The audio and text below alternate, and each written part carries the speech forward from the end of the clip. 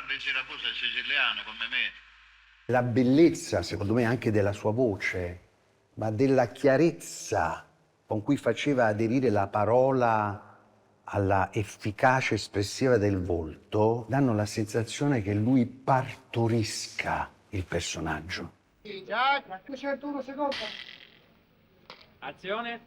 Tu hai la sensazione che la battuta in bocca a Volonté sia una battuta sorgiva, cioè sta nascendo in quel momento.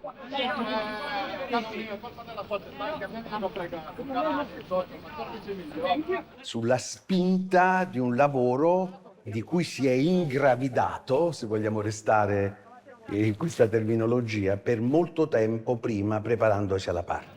Eravate stanchi? Ma che stanchi? Come andare a vedere Juventus? Uno lì che vinca la Juventus invece vince lì. Quale sarà il suo avvocato difensore? L'avvocato difensore, a me nemmeno per il mese mi tira fuori.